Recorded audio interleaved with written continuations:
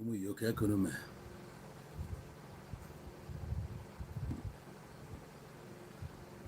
All right. Okay.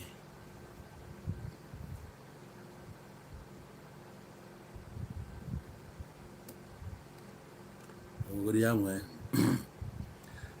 Happy Sunday, ụmụnne m. Taa abụrụgo mbọsị ụka. Ekenekwa m unu. Ndị ibe ka ime.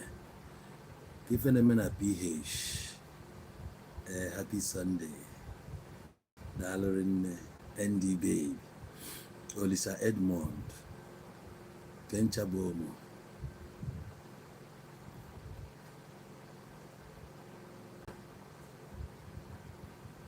Mechelekwa na mmafu nke ọfụma.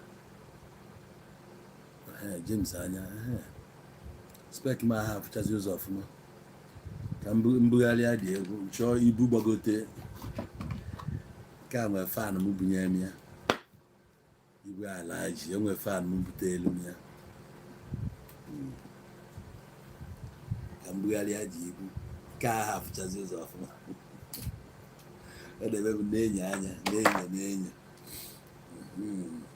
hayi ogene hau ole na onye m na-ekene m daalụ Joshua ekene gị Michael Slot happy Sunday agwa m na m echighata gị azụ if I ga na-akụzi ya bụ back to back.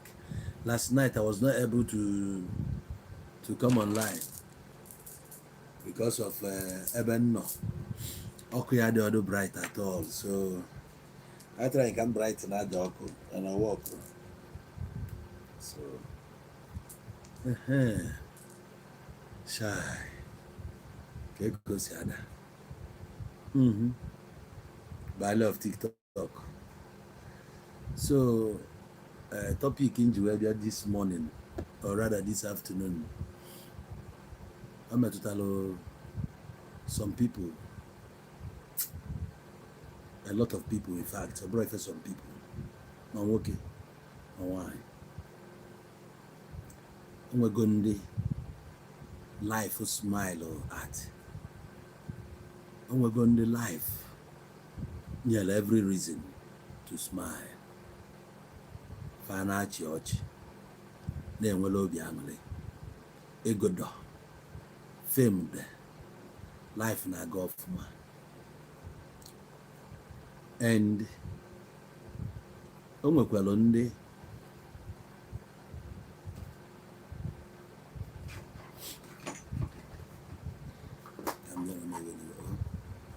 ọ na-abụ onye na-apụta n'iru akwụkwọ dozikwa n'onwe ya edozie nakwa efere ya ka ọ dị sexy. So o nwere ndị life debelụ na kọna na-egekwa ntị ọfụma ka iwee na-aghọta ebe na-eje. Ebido m na-agwa gị na o nwere ndị life nye every reason to smile. Everything dey okay. Mansion, big cars, money in the bank, fame. Fan aga from time to time na commission projects. Fan nọ na-eje parties. Otu apela mee nke ụbọchị a. Iwọchi apela, m na-ejide guy na amatụ because a lot of young guys adị louder because na charger dị na the phone akwụ n'ọkụ akwụ ịnyịnya n'ọkụ ka mma ma ọ dịgo na check ya ọ ga-adịgo. Check ya the mic kịta ọkwa dịgo better now. Ọkwa dị better now. Thomas Pendeta nene the mic ọ dịgo better now. Happy Sunday my bro. Okay, o nwere ndị life onye reason to smile. Bella mere ife o nwere ndị bịalụ that occasion nene ọfụma. O nwere ndị bịalụ occasion a a lot of people bịalịa. O nwere ndị na-abịa nwụrụ na-ewute fa na fa bịarọ. Now enene m ndị bịala ife amakwana Cubana chief priest bịara Achon ke got this message of ma. Cubana chief priest attended that show. He got Joe onwe. Cubana chief priest bialo this wedding or bialia as in Guinea. As a Guinea. No well one man only a gift of a house. A house open a 400 million naira. Mrs. Yekwu na that house no kwanafa nwa nke yo. Mana Bella na Jarvis ga-ebi na the house as long as they want. You got to go now. O nwere ife bụ na ọ na-eme, o nwere ife nchọ ka anyị na-afụ. High profile locations a na-eme. Echetara m oge Hints na-ewi. Ụnọmalụ magazine a na-akpọ Hints. Emechalụ nwee Hearts.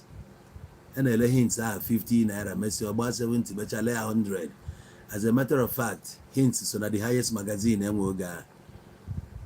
On a Hints ka anyị na-afụgasị de la cream, the high and mighties of the society.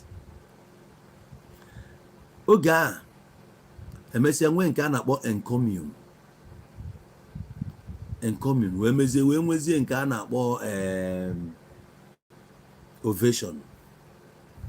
Ovation magazine. Ndị nke abịa kụpụ ndị ene n'ime Ovation a ka ị ga-afụ the latest occasions. Now that was when ị ga-afụ mmadụ dịka Cozy Ojiako, efu mmadụ dịka Bob Manuel Udokwu, Ramsey Noah, iyetego onwesi ndị ị ga na-afụ mgbe a anyị nọ ebe anyị na even Frank Edoha. Those days anyị nọlụ mgbe ahụ ọ na-agụ anyị Liz Benson,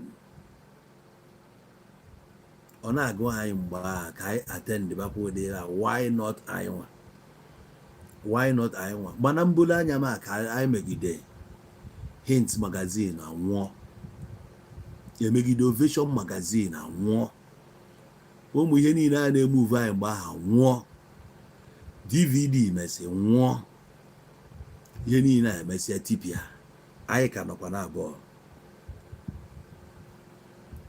Amami na ghọta. O nwere onye na-asị m na ndị mụ na fa bidochalụ fim mgbe ahụ. Amami na ghọta. Ndị a niile bịa wugide wusie. Emesi nwuye. Yes. Emesi nwuye. Before ụmụazị apụtasị na social media ji pụta n'owu Igbo akwụrụgo n'ọkụ. Ife ị ga-ama bụ na o nwere ife na-anọ forever. Ihe ọbụla nwere time ya. Oge ndị a na-ewi, o wutere nna m adị ewi mgbe ahụ maka ma na oge elube.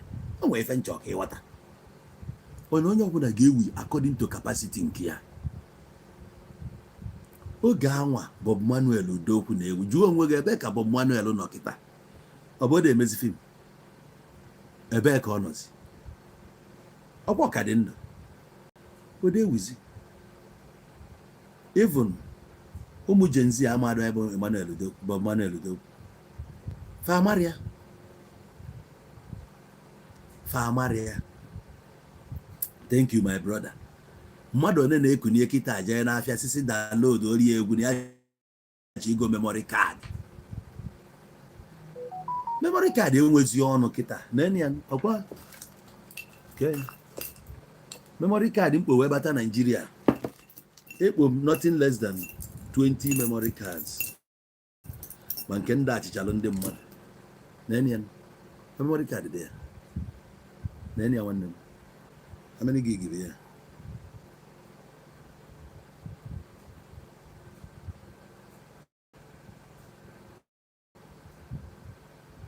$64 gig. 64 gig. What is useless today?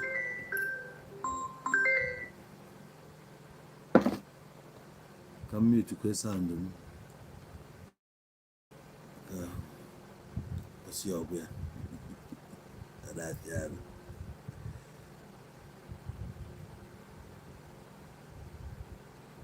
Yeah.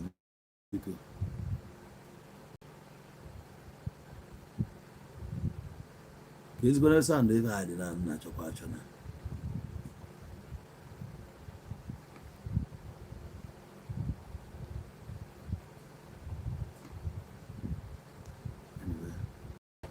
now ife ndị a niile abịago gafee.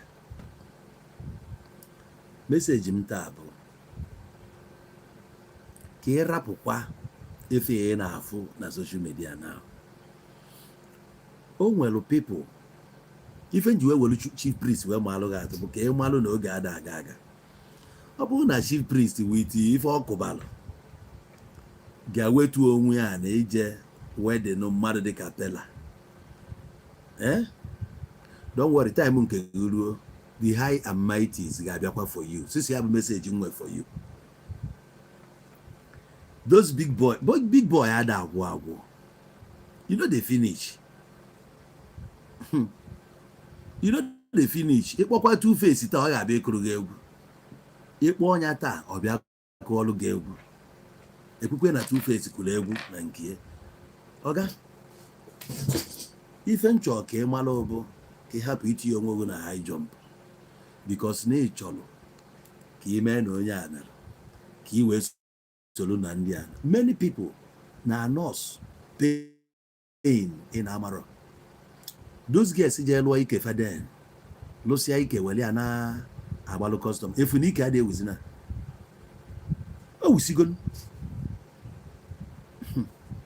ala na-ewuzi mana ọ natural na-ewi na ndị mmadụ afụgo ife dị na dị ala na ike. Many people ndị je lụọ ike a na-aya kansa na ụfọdụ nwụrụ anwụ. Ike aha na ndị mmadụ afụgo na o nwere uru dị n'ike n'ọsọ nsọ dị ya. Ihe lụrụ ike bụ ka akwa fit ego, ka iri akwa ka o fit ego, ka i wee gbaa people impress. Now those girls lụsịrị ike ahụ ma ụfọdụ dị 25, 26, 27 wee lụọ ike fa 2000, 2001. 7 years later ha dịsizi 3 years, 35 years kịta. Onwe ezi nwoke na-enefe anya n'ike a. Onye ife a na-afụzi bụ old cargo. Na-egekwa ntị ọfụma. Ife a na-afụ bụ old cargo. Ike ahụ ịrụrụ 7 years ago, 5 years ago, 6 years ago. Kedu ihe iji ama achieve? Ego niile ahụ e nyere gị laa gị ọtụ ma ejesi ha niile, kedu ebe ọ dị na? Mgbe ahụ ị na-afụkwa onye arụrụ ike ọ na-aga gị abụrụ na-ejere nke gị, ma iwepụtaba time so far jee n'ụlọ ọgwụ. Jee n'ụlọ ọgwụ ka efu ndị kansa ji n'ọrụ na as a result of those things. You know go see am. Ife ajọ mmụọ na-akụzili anyị, ife ọ na-egosi anyị bụ ndị ka anyị. Ọ na-egosi anyị ndị anyị ka. Pure ka nna agwa anyị. He will never show you onye ka mma. Ndị ọ na-egosi ebe bụ ndị ka mma, ndị ka i wee wụọ high jump. Those people gị na fa bidoro gbakarị ego n'ọsọ gbafee. Ejuo n'onwe ha afa. Some of them nọ na prison now na Cambodia. Some nọ na prison na Ethiopia. Some nọ na prison na some places now. Some o nwere ndị bu ahịa agbawa ha n'afọ. Ị marọ. Ị da-anụzi onu fa. Ndị a tinyere na high jump. Ịjụ na ị ga-anata Nigeria ka i wee bute ego ka onye a na onye a butere ego n'ọrụrụ họteelụ na onye a butere ego n'ọrụrụ nka ya ka iji jụ na ịma anata. And ihe niile ahụ nọ ruo today still iji ya 1 naira. Ego ahụ ị nwetara mgbe ahụ akụchachala ịgbazi aka today. Ebe hapụrụ ị compete with onye bụ yesterday. I wee je compete be with public opinion. Ka o wee bụ n'iso ihe a na-eme. Kedu ihe a na-eme? Kedu ihe a na-eme? Ife nchọrọ ka m gwa you today bụ na ife ọbụla na-eme n'ụwa na-eme with time. Oge ị nọ in your 20s, I would encourage you in your 20s. Ofu ogiri ọbụla echi ime bịa. Ofu ogiri a bụ na 20s go ka ị ga-eme ya. Eche ịlọ otu straight 1 week na hotel laba. Mee ya no time gị. Ọ bụ na moto go agụ gbaa dị moto, mmadụ asịkwara gị na ọ bụrụ achievement gbachitie nkịtị. Ị na-anụ ya nna gwa gị. Gbaa anya na achievement. amana sị gị ha gịnị ịgba moto bụ achievement, gbachitie nkịtị, gbaa ya na achievement. That time ihe ọbụla fesiri ihu mgbe na mmụọ mee ya mgbe a life gị ka ị na-ebi. ị na-emekwa ya because na onye a na-eme ọ ife obi gị chọrọ mee ya mgbe na your 20s. ị ka nwee enough time ịbanye in your 30s. irizimbe beta ịkọtelụ bazie nya ime ni oge ni ọ gaghị abụ ilubezie 40 wee bidie ma ị nọrụzie in your 40s na-achụ 50 bidie ka ọnya mgbe na ife ọbụla nwere time eji eme ya. Klọb bụ yos ọ set go na-eje klọb abụọ for 40 years except onye nwere biznes ọ na-eme na klọb. Yes, ọ bụ ebe chịkọsị ụmụazị jebe ịgba klọb, isi na klọb nke ikwuru jebe na nke mba ịgafe gị ya. ihe nọzi at that 40s bụ isetizi president for ụmụ ozi ka ịta dị afụfụ once nwee ike nwee chenji ị ga-eji wee na retirement. ihe niile enwee time ka o si awọkrugo maka na ọ na-awọkụ with time a na-agwa gị bụ destiny. onye ahụ ị chọrọ ka ị mee ka ya nwere ike chi nke ya furu n'otu nke gị efeta nwa n'ụtụtụ, nke gị bụ efifie ma ọ na nke gị bụ mgbede. ị ga-anọzi na-agba impression ma ọ bụbe time iyi agba impression for. ụfọdụ ga-achọ ka ha jee kwube ka pela, ụfọdụ ga-achọ ka fa mebe impress ka pela bụ pela. You can never be pela.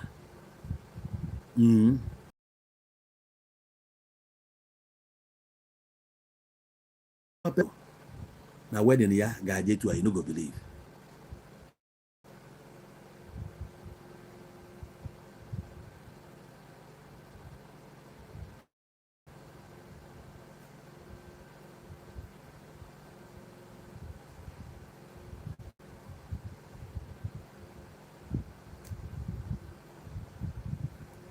agwụ ya na ndị dị odo a ga-etinyere ya arụ ọkali believe. Some people bịalụ that wedding na n'anya, o nwere ndị na-ejiri ego,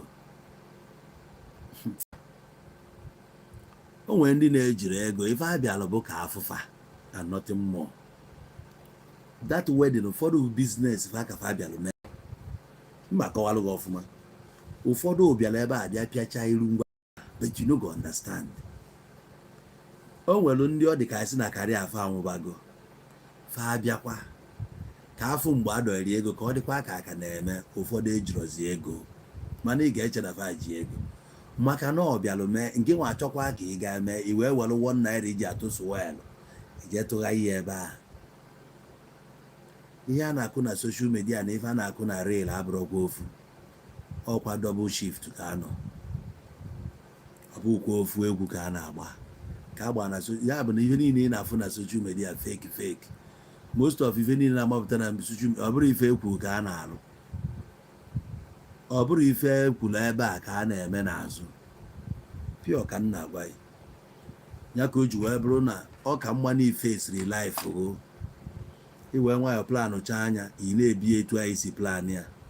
o nwekwara anybody ọbụla abata ka ọ gasa that plan etu isi plan ya, wepụ onye a n'akụkụ gị. ama m na-agọta. onye chọrọ ka ọ gasa plan a etu isi set ya, iset gị na every year na ị ga-achieve one thing. iset gị na every year na onwere ife ị ga-achieve. iwepụta that year ọ yigị nwoke wee na-eme oge ọbụla ọ na-edugharị ihe ọ na-edugharị bụ for his own good. ịnọba na cheki ya, kedu ife m na-enweta na nkwụgharị a, kedu ihe bụ my own. icheki ba ya ejuba onwe gị ihe anyị na-akwụgharị, kedu ka m mesi take nwa advantage of ihe a. o ji ego, ọ dị influential, kedu ebe ego a ga-esi gị benefit gị. kedu ihe your loyalty ga-benefit gị n'ihe niile a na-akwụgharị so that na this at the end of this year na nwere ihe iji aka ọ ihe kwesịrị ịjụ onwe gị ọ bụrụ na-ebupụta moto gbachie n'iru moto a na-eme ya na South Africa gwa m ekwu all the time oyi gị nwoke maanụ gị ọ sị gị bịa dugi ozi ịmachie n'iru moto o bu Benz efepụ ejegide esi na Joburg gbapụ ebe unu ga-enweta onwe na Midrand eluo na Midrand ọba ojekwukwe onye ọ chọtara akpa nkata sị ka emuvu eje na nke ofu onye ọcha isoje akpacha nkata apụta ejego mee biznes abanyekwa moto nata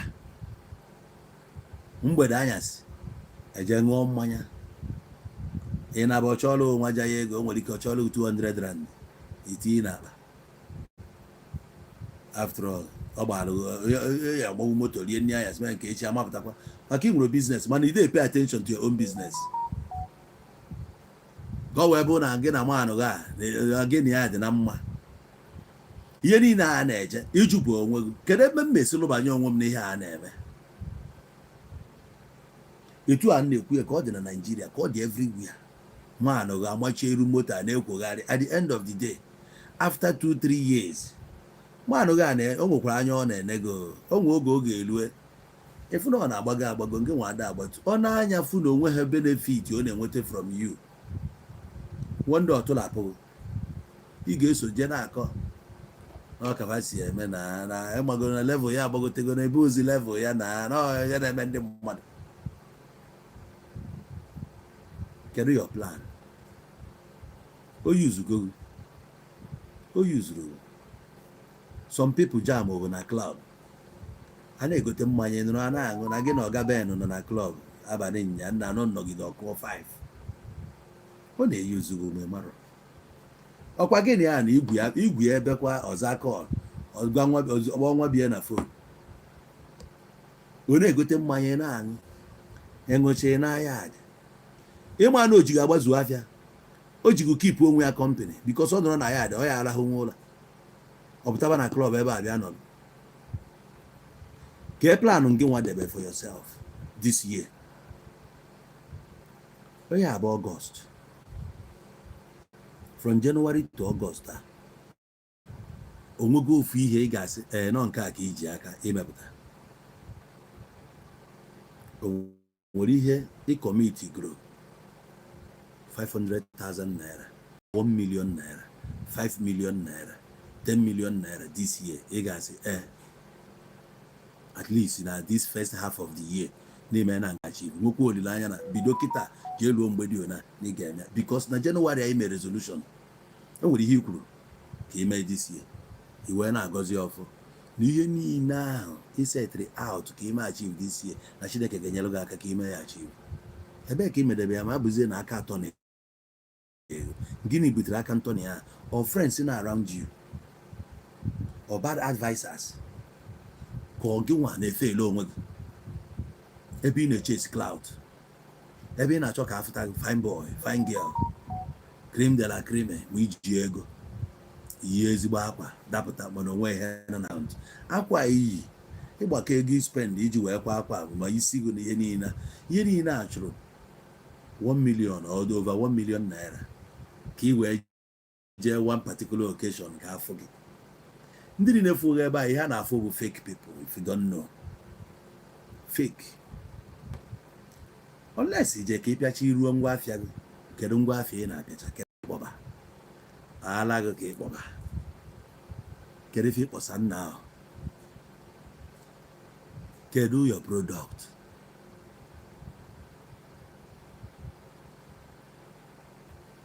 2025 imepelu business 2025 after 2026 ị na-akwado imepe ọzọ nke ahụ imepe 2025 kedu ebe ị chụdebe 2026 ị na-ele anya ọ dị oke na-agbago ka ọ dị oke na-agbatu agba ị na-epe attention ebe a eso n'ofu ya gwara ndị mmadụ si ya ọkwa efu ịnọ ajụrụ m ajụ ihe na plan bụ ka ịkpasuo onwe gị anya. Biznes anyị na-adị emepe na Naịjirịa mana ị nọrọ na Naịjirịa, ife ọ bụ agba ekpelechi ọchị ịbụọ ada enweta, ị ga-agba chee ị ma nọrọ ebe a na ị nọrọ ebe a unless ị dị na ready na ị ga-anọ nwe ife dịka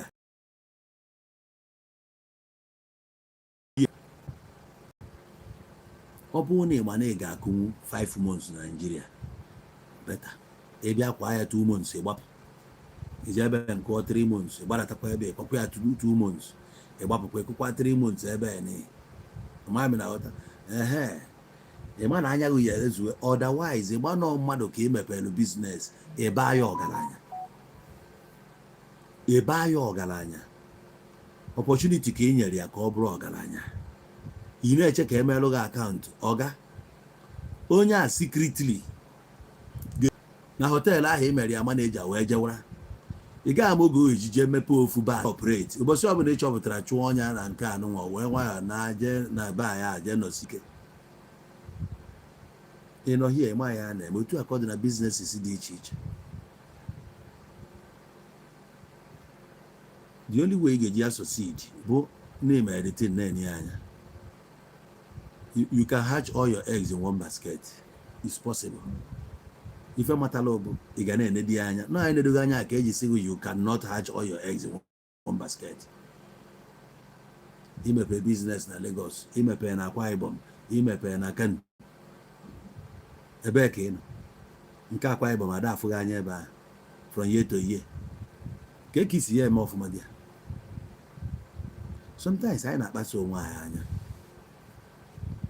ị na-achọ ka ọ bụrụ na ị nwere branches nationwide otu ahụ na-eji ifekesi ego fekesi ya gịnwa ya regret ya. Afụgokwa m ndị mecha close to some businesses gwa gị na favor ha ọ favor ya nọ na ya nwa agbadosi anya ike, ị ga-ebu according to your capacity.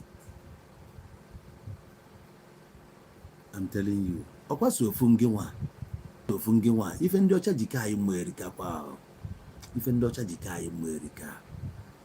I'm telling you ndị ọcha na-ebuild franchise. Anyị ọmụ ihe bụ franchise.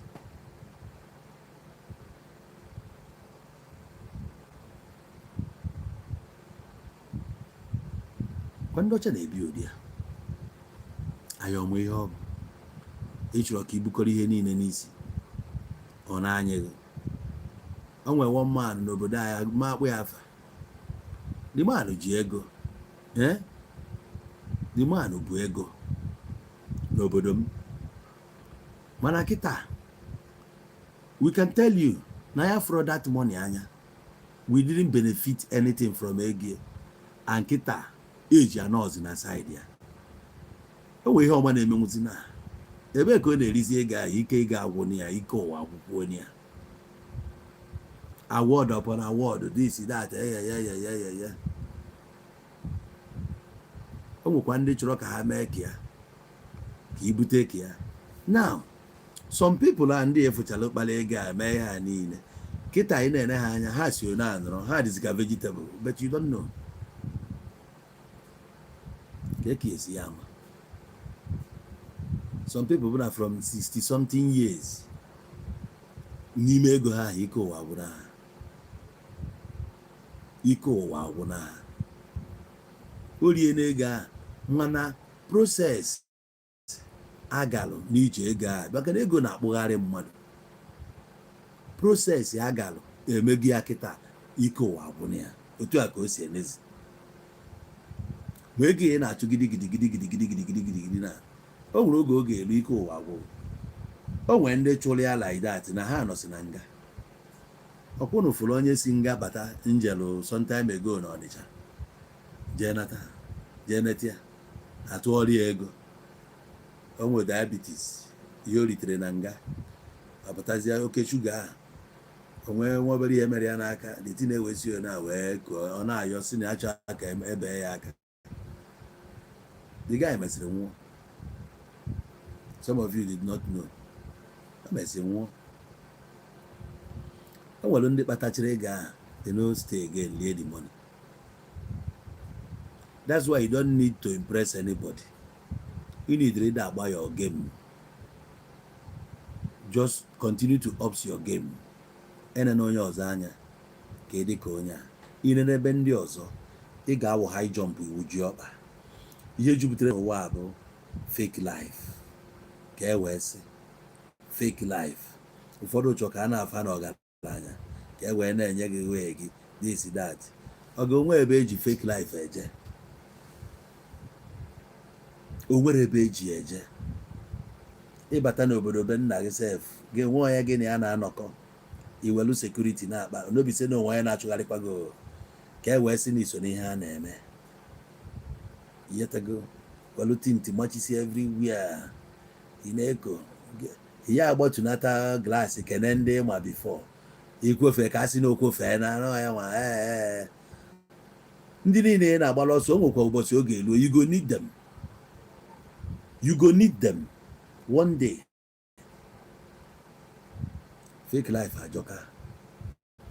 Nwanne m were nwayọ na-eme ihe gị otu a chi si wee nye gị ya na-utilize ya like that. Ọ bụrụ na ọ na-abịa slow ma ya bụrụ steady na-akụ ya etu anwa slow and steady ị ga-win kwe the race. Slow and steady wins the race. O nwere onye debere ahụ na ya bụ injin wopụ ọsọ o nwee ebe elu injin ya agba tụọ a onye bụ Corolla ewekwa nwayọ bịakwa fefere ya gbafere na-eje ebe ọ na-eje mana mgbe efuru Corolla agha na ndị Corolla sef ibu Benz ị na-amacha ibu GLK ịma ụmụazị a na-atụ yahoo na-agba GLK afụ GLK ọ dị ha ka ebe a ka ụwa gwụrụ onye butewara GLK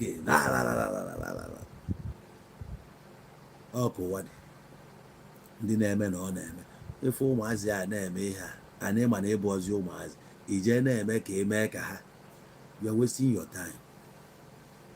Bibe nke gị mebe nke gị na o nwere eji ị ga-elu efu na o nwezi onye chọrọ ịma about you mgbe ahụ efu that is about yourself not for anybody.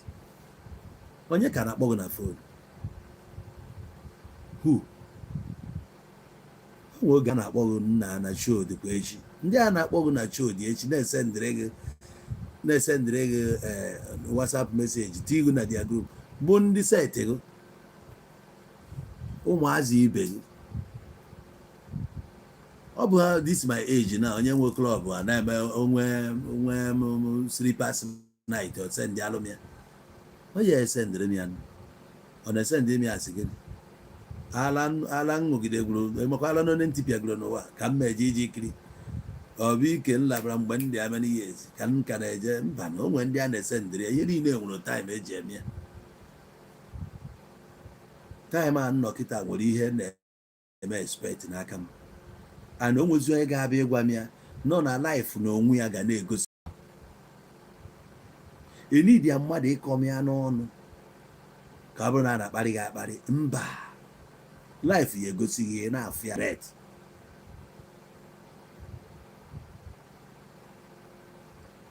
O nwere ife a na-akụziri mmadụ akụziri ya ka eji sị na experience bụ the greatest teacher. Experience bụ ihe i mere experience.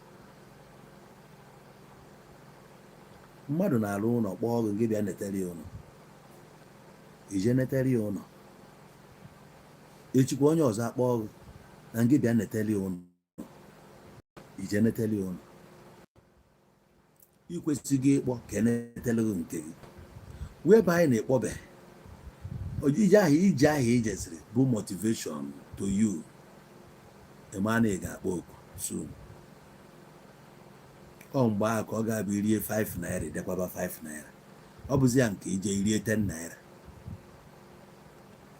mmadụ akpọrọ gị pụọ na ya paakị ya n'ụzọ tụọrụ gị aka gwa gị na a na-adị ebe a na ihe ọ dị ebe a 2 acres na ọya nwa gbara ya 4 years ago apụtakwa na 33 ọ sịghị na ebe a na ihe o nwere ebe a bụ 3 plots asịghị na ogidi n'akụkụ na ebe a nwere ogidi ya na ya nwere ana n'azụ ebe a na ya nwere 4 plots o gosikwe gị ya ma nke nwe odoghị anya na inwe one plot onwe oge mgbe egosiri ugbo n'one nke nwe amarago dat na deserve kwuru inwe one plot ka ọ ya bụ akọwakwa akụkọ ka iso kọịkwa otherwise nke nwa ga-eji aka restrict onwe gị from brethren maka na odo naghị anya na mgbe ọbụla anọ as brethren na ihe a na-akpa nkata ya bụ achievement ababazie nkata achievement ya ma ndị nwe onwe bịa ihe mere achieve ịmụ na ọganihu because onwe ihe ị ga-etinye ọnụ ekwube okwu ndị nwe land properties etinyere ya ọnụ ekwube okwu connections dị aṅa itinyere ya ọnụ o nwere ya na-ekwu ị na-etinye ọnụ ịma anya inwe experience ịfụ na ọ bụ ozi mmadụ ga-agwa gị nga apụta n'echi ya ka a na-asị na ụgbọgụrụ arọ na ndị afọ ọkụ ụgbọgụrụ kemgbe ebe ụgbọgụrụ anyụ ọ na-arọ ndị afọ ọkụ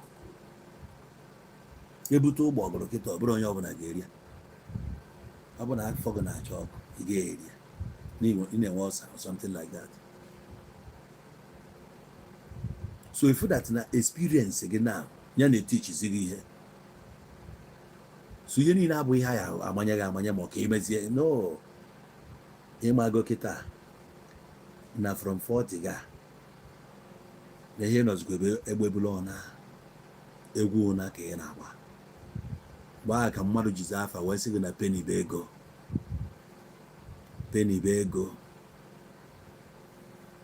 I tell you 200,000 naira iri na club 200,000 naira ma how many blocks ogo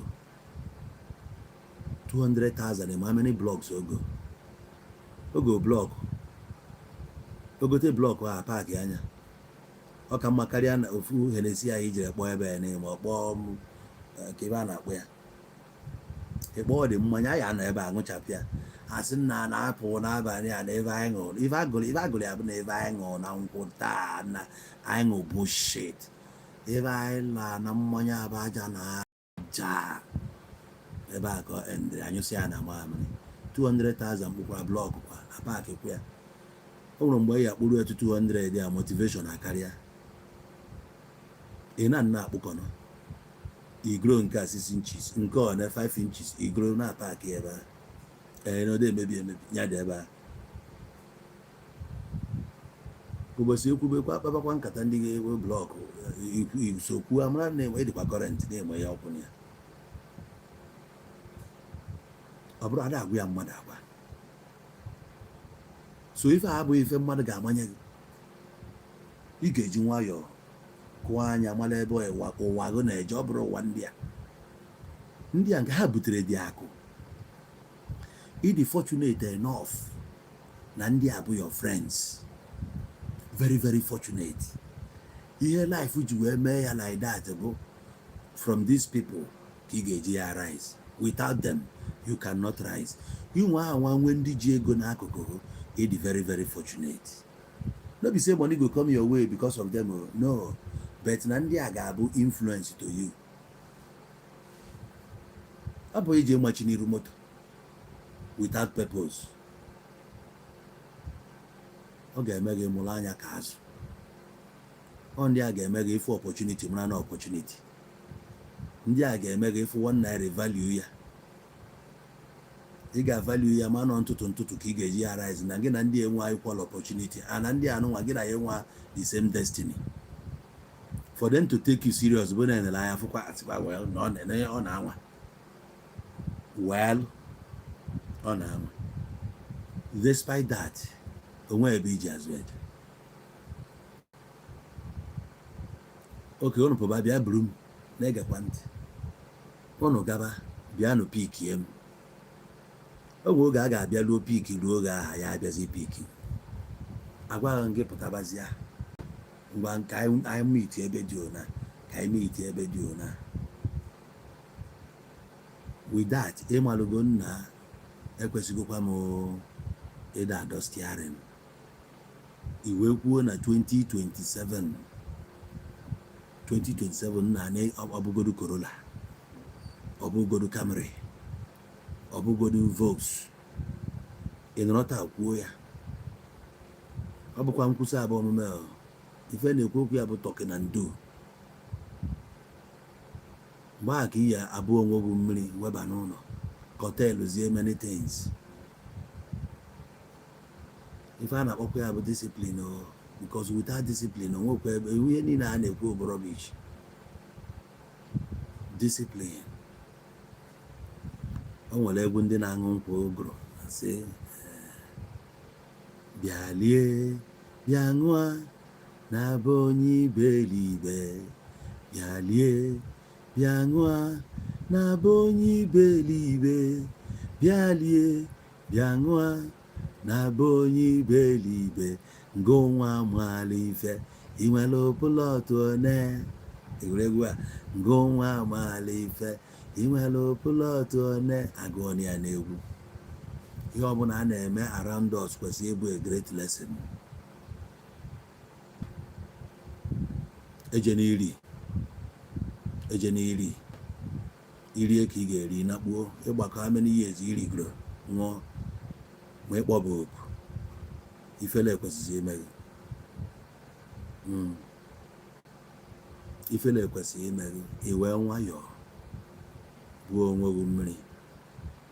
ime resolution, you stand by your resolution. mmụọ ahụ gwara gị na ị ga-emenwu ya, mmụọ ahụ mere gị iwe kwupụ okwu a is able and capable to iweta those things. no ị ga-discipline nwe onwe gị. ọ bụ ifu 5 million naira arụfolo kịta ịdị sure na ị ga-amakara nwu 3 million n'ime ya tinye ya na something ị ga-afụ anya ka ị ga-asị ya nọrọgodo na akaụntụ gị. nna makwa mgbe ego bata akaụntụ a last ị na-amụ ya ka gịnị ịgbagide ha anya ọfọ 1 million o megụ n'anya vam. ọ baịkwa na nna datiye lapịta ọ agaghị apịtakwala ego datiye gị nwa anaghị asị nna na ego abịakwa na ịmakwa ihe mere ego a ọ na-eme ịdịba disciplined enough. onwe mgbe oge erue ị na-anya when you look back you wish na imeri ona. the worst bụ na nwere ike nwekwe friend ndị na-agwa gị ife friends gị ji na-ada agwa gị ya bụ na fa nwee elubeghị to that level. nenegodo among your friends now, nenegodo amongst them, nenesia the achievement ebe ka ị stand with your friends. ị nwere ife fa nwee time ahụ zukwelu gị ji ya wee na-eme ihe ọzọ mana ịgbapụtara emekwa na friendship gị na ha adịghọ. friends iwu nwechara na Lagos nwee rapport nwee ebe dị ona ma o nwere nke inwe ị na-emekwa manụ bụ manụ ọ na-ewute gị. o kwesịrị na-ewute gị na hapụ fake life ka sị na-ebu nke a na-ebu nke a mana ịma na eburu ya ị na-atrai ka ime eke yourself efe na-abụrụ. o nwere bọsị friends ga-akpọ oke eje rie ịgwafa na o nwe ka arụsị eme gị na ịma apụtanwu fajee. onwe ụbọchị oge elue a na-ewepụtasị vidio efu na ebe mgbe ọbụla a kpọrọ oriri afọ gị ebe a mana gị nwa mana onwe gị na ihe niile a na-eje aṅụ onwebe nke ị gotere mmanya. ịgba ego na na-ele James Black egoti adọbịa n'iru gị nwa ga-akpọ ọzọ ya na-esi kpọọ nka enwere ka ọ dị mgbe ụfọdụ kwuo na ide eje ka eje ebe dị na nga ada eje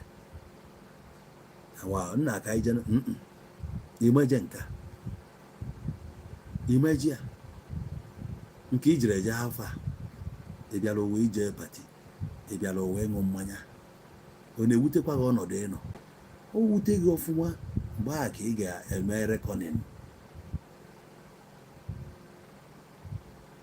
hapụ ịdị ka onye ya ahụ ịbụ last year bụ ebe ya bụ your greatest challenge. I mean to tell you, your greatest challenge bụ what you left last year. o nwere onye chọrọ ka last year ya ka this year mma. o nwere onye chọrọ ka last year ka this year mma. ọ bụ na ịbaba plane for the first time try ya were 200,000 ma ọ wepụta 150 gbaa tiketi buy flight jee Lagos 130,000 ijezie ịchọọ Sienna ọ bụrụ luxurious jee gbaa night were abata ya bụrụ achievement 2026 ọ bụrụ amaghị ihe ya bụrụ amaghị ihe ọ baa na rekọdụ ụbọchị ị ga-anwụ enwuo a happy soul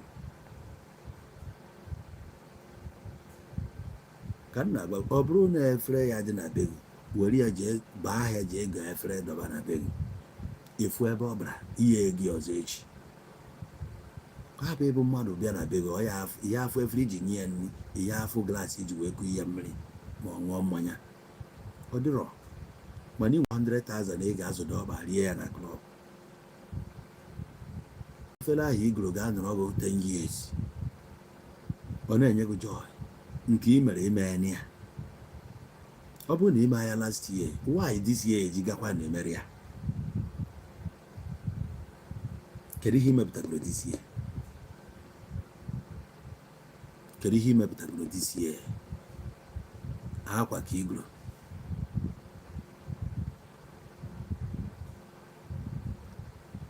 enwe nwanne anyị na-ajụ what are you even talking about ejos bịa kịta ejos bịa ngwa na otu ya bịara ege ntị ọfụma ife anyị na-ekwu bụ na your greatest challenge abụrụ ndị anụnwa ị na-eme ka ị dị ka ha your greatest challenge ga-abụ onye bụ yesterday ị ga na challenge yourself yesterday ị ga na challenge yourself last year ihe ahụ ị mepụtara last year tọrọ gị obi ụtọ this year ka ị kwesịrị ime ka I hope na ịghọta gị ya ị ga-atry ka ị ga etu ị dị last year onwe nke ị mepụtara last year nke ị ga-emezi this year ka ọ karịa ọ bụrụ na plan gị niile this year na onweba nke itiri aka atọ anyị na-afụ na this year agwụbago ihe abụ time ka ọ rapụ ịbụ iruo na-ekpe na-asị the spirit of backwardness spirit of nke everybody fighting your onwe onye na-fight ya all lack of discipline onwego ndị ji 10 million naira this year mana ha mazi ebe ọ dị ụfọdụ ụlọ moto ha ma ka esi riche gaa ụfọdụ ụlele anị fa nwa ihe nwere that money ụfọdụ ugbu game win ego ọmụma ebe ego adị taa onwe ya o ji emepụta today ọ na-asị na ọ bụrụ na ọma na ọkala iji ego ahụ maka ihe na ihe dị ona wee na-asị gị na ị chọrọ ịgba fence ọ bụrụ 200,000 naira dị n'aka as I speak to you now hapụ ijebe ekpo igobe simenti ịkpụba blọk jee goro blọk jee gori ya igoro nke 200,000 ịpak ya so nke ahụ alone onwe motivation nke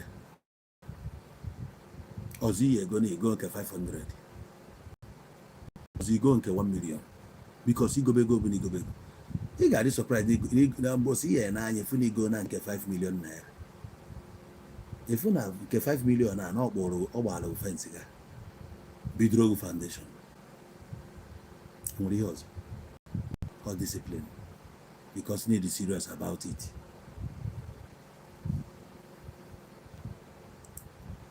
ọ bụghị ime resolution bụ isi no follow ya up a ga-eme nke otu ahụ n'eji o mere m na South 2015 ka m kwuru onwe ihe ga-eme na mama na Nigeria nke ka m mesi nọ 6 years na South Africa na mana bụ ụlọ ịma na a na-eje ọfụ a na-ekwu na yes 3 years abatago m yes 4 years abatago m eche na ọka ọ na-adị mana iru ebe a ifu na 5 years sef na onwe ịghọta bụ onwe gị aka wee na-ekwu na mma narịrị kọntaktị ka ihe anyị eme akwụkwọ ọsị m weta ma ịkpali dis dat nwere kpali nye ya ego anọzi n'elu ya na Disemba na-eru akụkọ karịa nna nyekwazienụ mkpali nyere ego n'ọka ọsị m wetakwuo nke ọfụ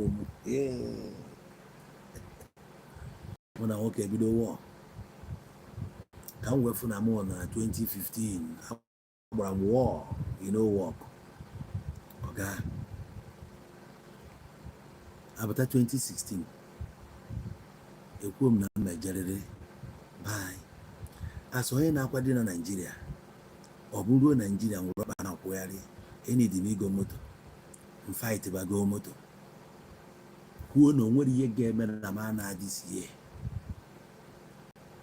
go moto launch album ego moto na South Africa go na Nigeria the same day ngoro Nigeria ka ngoro na South a na-ebunata nke a na South nwa accident nsị ama ma ya agbakwa nke a nwa accident adị ya bụrụ anya m ego onye ngoro moto a nwụọ nakwarịa last year. So as onye chọrọ ihe nanụ I discipline myself ihe ọbụla ga-enye m ego ka m na-etinye aka mmesibezie MC ike a na-etiri m show na-eje show ma ya bụrụ na m na-akọta ego ka m wee narịrị ya emesi ofu onye nwoke asị m na ihe mee bụ nna mụ hapụ na next year ka anyị na mụrapịa this year next year ka anyị na na ịmana ya ịkọdo mmadụ ada adị arụ nkwetakwa nkasakwa the thing that year pụta next year 2017 ihe niile na-agụdebe mbụ na you know why arapụrụ m nwa m na Naịjirịa wee pụọ nwa m a obi ekwa m ka m mesi rapụrụ my mother nwa m ka m mesi arapụ nwa mmụta jebe ịchụ ego ekwesịrị m ịchụta ego for ya nwa bet gịnị na-abụ ego ka m na-ajefe ya malụ ka ọ dị ka obi lue m anyị my first blood sị I go go na that 2017 a ka m pụta wee bido na Jenụwarị wee gbaba mbọ dị na ya ihe ọbụla ị na-akọlụ m outside na Naịjirịa ọ ga ị na-akọkwuru onwe gị ọya elu ha na nka o nwee ihe mkpasa anya ga-eru ya ọya elu ha na ya isi ọwụwa elu ha na ya agbagide m mbọ ya tiketi asị m na o jikwa wee 26 Disemba wee nsị ana mama agụ ekwefu ka mama ana na 2017 a eje m n'airport declare onwe m si ha bụ na mgba tiketi 31st ya bụrụ na m narịrị etu a nsi okwu asọ dị mean 31st ya ka m bọni daa na Nigeria 1st of January 2018 melia 9 years nkụ na South dabata it's okay sị na akwụkwọ sensi hapụ na akwụkwọ na ọ bụrụ na iche na aka na Afrịka South Africa bụ South Africa mana anyị ka bụ Africa na ụna nchọrọ na-abụ isi na-abọ na awa m isi na-abọ na awa m bụ kedu ka m mesi na Naịjirịa and kedu ka m ga-esi gaa nata wee sị na isi na ọcha ịbụ a na-achụta ka m chọọ ofu ka m chọgodu ka m si na Naịjirịa nruzie Naịjirịa ka m kwubekwa ka m esi ya anachi ya anụ etu a ka m si mee ya ọwa ọka ọlụ m sort on my way nata Naịjirịa finish ihe m bịara na Naịjirịa nsọtụ gbakọ my way anachigakwara m back ebe a ka m nọ malụ that na anything ọbụla is set out to accomplish you must surely accomplish it except money draw serious. It is serious, it must work for you. Many people abroad today ụfọdụ ga-agwa na-edeny their visa ugbone emesịa nke akụbanye ụfọdụ ga-agwa na country ọ chọrọ ije try ya deny ya try ya nwe ya mechaa jebe ebe dị ona today life mesikwa balance ya ịdịkwara na mean na ihe a ịdịkwara na mean ị ga-enweta ya ọ bụ sọ na ịchụ nwaanyị ka anyị ga na-adị mean na taa nwa na ịdị mean na ị ga-achụta ya ịdị mean chụta ya ọ bụ na mgbe ya bịa ọgbakasị alụ gị ọnụ na-ekopụrụ ihe achụta ya mana ọ na-emekwa ike ama ọ daa were nwayọọ na-esi ya efu na ndidi ka eji ebie n'ụwa ọ nwayọọ nwayọọ achụ ụwa n'ike ọnya ka ịrapụ isi ka ịtụtụba etu gị na chiwisi okwu iwee jee ka ibuo ya gwọ m ya ka o ji enye nsogbu ndị niile ahụ chere m ọchị mgbe ahụ na-akwado ịna ha mechazi na-asị nna a na-efukwala ụzọ n'oge were nnọọ n'oge muvuo ụfọdụ naziri ya oge ha narịa ọdị ndụ ọnwụ ka mma. O nwere ndị natara South Africa finally kịta emere ife anụnwa ha na-ewish na fa na-alụ mgbe ahụ nna the wish n'ihe niile bụ ịnọrọ ịkakuleti onwe gị ọfụma. Agaghị m agba egwu na onye a na-agba, ị kwesịrị ị na-eme ị na-akakuleti taịm gị, arọ one ka ị dị, kedu ife imegola chief, kedu ife chere gị n'iru, ọ dịgo ka ebe ị nọ kịta ị ga-eme ekinwu ya onye abụ ife mata. Ọ na ị na-eme biznes na main market, gbakọ amịrị ya ezu ịnọgo na main market, gbakọ achievement gị na main man. Ihe ọzọ ya agbakọ bụ ịdị arọ one, ịgbakọ eji gị fụ na ịdị 33 years ọ ga-ịka bụ korokoro gbasibe egwu gị ike. Ọ bụ ịgbakọ ịfụ na ịdị 43 years ị na-aka akụkọ 20 years ị nọ na main market na gbakọ gịnị na-eme. Ị kwesịrị ịma na main man na-abụrụ for you shift o mgbe esikwa ka ị nọrọ ọkwa nne ị na-erikwe ka eri every year ị na-eri nne ya na-adakwa na ị nọ na main man. After 20 years o nwere ihe wọkụrụ gị. The only way ị ga-eji ya continue na-enwe olileanya bụ ọ bụrụ na ịfụrụ onwe gị na ị na-akwado iweta new plans into this business.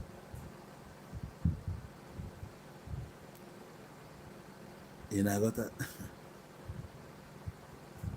Ọ bụrụ na ịfụ na onwe new thing ị na-achọ inject into this business dị iche from ihe dị ebe a, onye bụ na-enwe hope. Ọ na onwere ego mmadụ ji ịdọbata ya bịa mee invest na this business. Ifu na inject ego into this business, ọkụ enwere ukwe ọ na-alacha aka gị nwa na-alacha aka gịnị mere na i provide the shop, i provide a platform, ya nwee provide ya fund, ọ na-akpa anya ọ na-agbalụ nke na-agbalụ nke mana idebe arụ ka ịdị yọ ị ga aka njin sensi ebute ụzọ ihe izu ọ ga na-echebu ka oyi esi ya erighị. Ọ dị ya ka ego ọpụtabago ka oyi esi ya egbu ka e nwọta ndị kidnap ọgụ buru ugwu gbufuo ọgụ ka ọ dachie cost to people. Esi ka ịgbara onwe gị egwu ị na-agbara ya solo, mana ị na-agba ya solo efe ị ga-echeki brain gị a capacity, your brain capacity ọ ga-eburu nwu gị ebe ahụ ị chọrọ ije. Ọ bụrụ na oge eburu nwu mgbe ahụ ọ dịgo ka dị ovation ọ dị high ka ị nwekwa iji wee mee ihe ọ bụla ị chọrọ ime. Anyone ị na-emewụrụ mgbe a forget it, ọ fịakwara arụ. Ka anyị rapụzie na-achụ ife anyị ma na ya mmadụ iche esi cloud. That you are not going to get there. And again, don't wait for somebody to tell you. Chief or no to dinner. You were plan where dinner. What are the plans you were? When you dinner, the buy dinner no brain in up. Call on neck email or call 12. Phone will ring. Mother never cause a wine about. When we open Karani, that's as a business call. Mana ọgwụgwọ akpọrọ ya isi na ego one ka ị na-eli, akpọrọ gị nna bịa lụọ ọrụ m ife a, akpọrọ gị sị gị nna ngwa bịa lụ m ego nna na onwe ife anyị nwere kepụta nụ ịdị interested. Ọ bụkwara nụ dịka ọla ada abịa ọga ọgwụgwọkwa. That's why ị nidiri ịda apịacha iru ọrụ ya ka m sị gị na ndị ajechala ebe a ụfọdụ bụ iru afịafa ka ba ji apịacha. Go depend ihe onye na-eme. Nke nwa na-abịa n'iru akwụkwọ gịnị ka ị na-eme? Kedu ihe na-abịa eme n'iru akwụkwọ?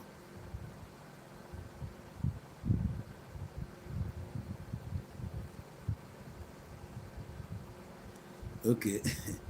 Good engineer, akwa ịghọtago the message ọfụma na ya ka o ji adị mma onye bịa oge ntị ọfụma ka ọ ghọta ebe anyị na-eje.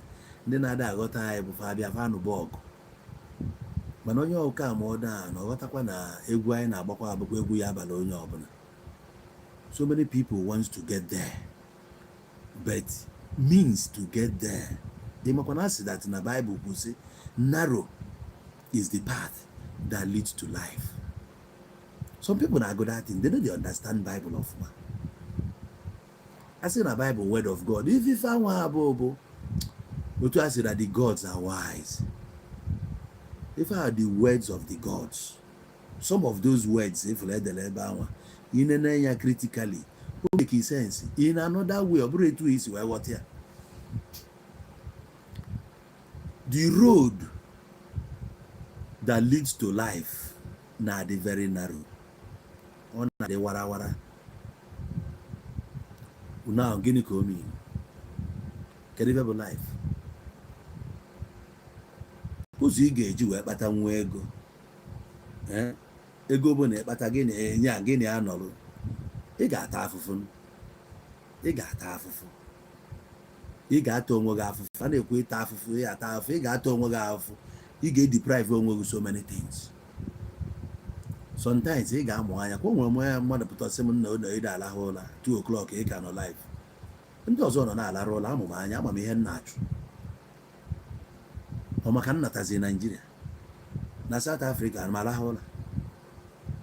So road a ga-lead you to life. O nwere video mmadụ nọ wee na-eti today na one guy all 3 straight shift. You got to go 3 nights, 3 days straight, all of double shift. I know health care giver can get kind of. You got to go. Oge onye ya na ya nọ na-ajụ ya sị ya nna ya wee nụ nwayọọ na-asị ya n'ụlọ ya dị Nigeria nọ chọrọ finish ya this month. Ya ka o ji akụ ya bọmba to bọmba. Ma dị guy megidere ebe ọ na-enye onye ahụ nri ka ọ slọmpụ. Asị na ofu ngazi ka o kunyelu nwaanyị ahụ ka ọ bụ nwoke ya mara health ndị caregiver anụnwa. Ofu ngazi ka o kuru ya n'ọnụ slọmpụ ọ bụ ka o si wee nwụ. O nwere target mana ọ chụbaziri ya chụfee ya oke. Onye abụ na narrow is the way. Ụzọ ahụ abụrụ ụzọ na-enye comfort. Ụzọ ị ga-esi wee mee ka ya wee banye di ya. O nweghị comfort dị na ya. Esi m Togo 1995 na-abata Togo the day akwalụ 2005 sorry. Bọsị akwa president ndị Togo Yadema. I nọ 2 days na-alata ebe a ka m fụrụ family Diallo the first time. Onye ejikwa egwu Diallo similar to Steve. Mụ na nwanne ya nwoke na ọyị nwoke anyị cha nọ nke a na-akpọ Diallo ma nke bụ MS Diallo anyị cha niile nọ. Ha bụ ndị Muslim. Ha rie nri wit ọyị nwoke sị mụ nwa nna ka m mesi were aka wee na-eri rice ịmagodo mgbe ahụ. Gwa m na ndị a m fụrụ ebe a bụsị ọgaranya efụsịa ndị a ma ha na ụmụ bọ ya na-erikọcha nri. Now oge anyị na-anata from Togo na-apụta ebe a na-akpọ Egwedahonu iwefụsị ebe ụmụazị be anyị importers. Ịma na oge ahụ ka Obasanjo ọba nọchara ada agbazi ngwa ahịa Nigeria na Kotonu ka a na-agba ngwa ahịa. So ha ndị be anyị na-ebubatazi ngwa ahịa from that side.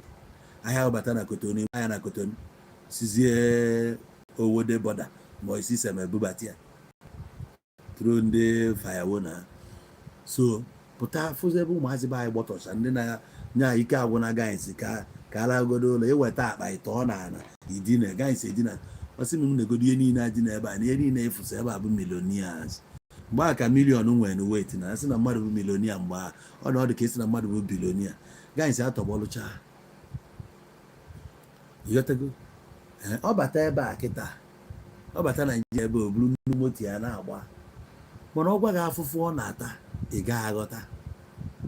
Men nọ na Dubai efu a eburusie bicycle n'anya na Dubai. Chinchi a na-atagbu ha. Chinchi nọ na Dubai wee ihe ọ na-ata mana ọ ya anọ n'edi ya. Yotago ihe ọ nọ n'edi ya bụ ka ya chụta nwa aja ya ego ya bụ ya natazie Nigeria ka ya rigodo life. Efu na ụzọ esi wee kpata ego a tara afụfụ. The road dị very narrow mana nke a ga-lead to condemnation dị very wide.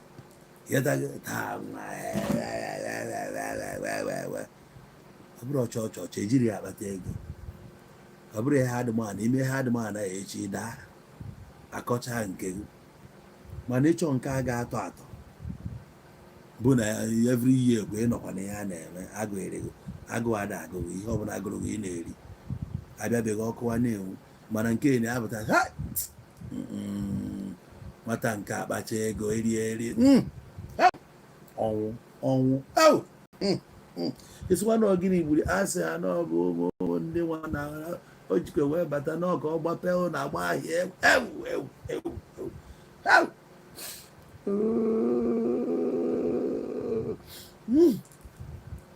aka ọnya nke ya aga onye bịakwa ọnọrọ na be gị obechakwara agwa ọbụla aka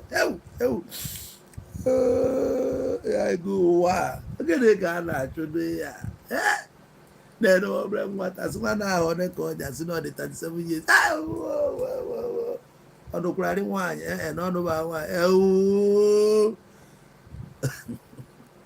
ndị agadi nwaanyị etu a ka esi na-emere gị ya onye bi omechara nwa aja ya anya mmiri onye eje na be mmụọ na-ekwughị juu onye kpọziri juu ụmụanụ ji nwayọ na-achụrụ ihi ya agbaba klọb ihe afịa ebukata nwaanyị ogbuo nyanwa ya nọzi na bie enweghị ha na-eme ụmụ nwaanyị bupụta egwu agbatara ọsọ egwu na bie ndị gbara kọmpetishọn Disemba gbuo kọp abịa na bie mmọnwụ nke gbara jire pụta ọgwụsị na geeti ya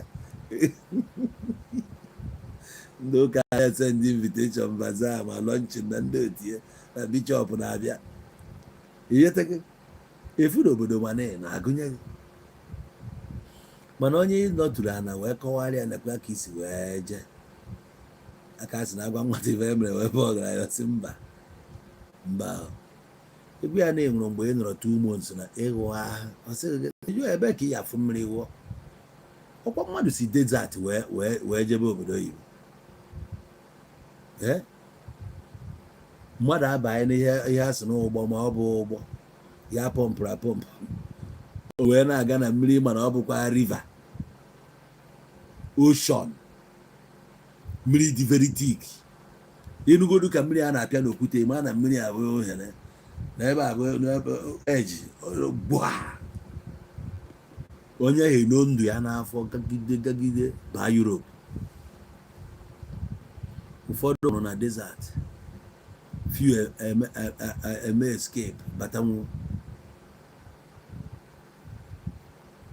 ụzọ ahụ o si wee jee agwaghị gị jee ya eju na ịma eje o siri ọnwụ ụfọdụ onere agụụ na-ata bred ọ dị ya ndụ rie nri bred ka ọ tagidere ọ takwa bred ọ ṅụọ mmiri ebe ka ọ fụrụ koku mana ị ga-anọ ebe a A&B akara bred ihe chọọ fanta na koku wee butuo efinichi anwụrụ su iyi ọkụ nna onye jetraba afọ tracha iburu ya nakpụrụ n'ime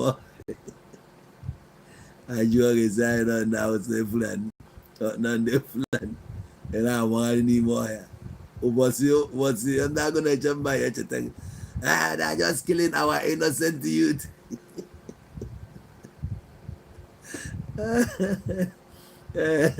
They are killing our innocent youth.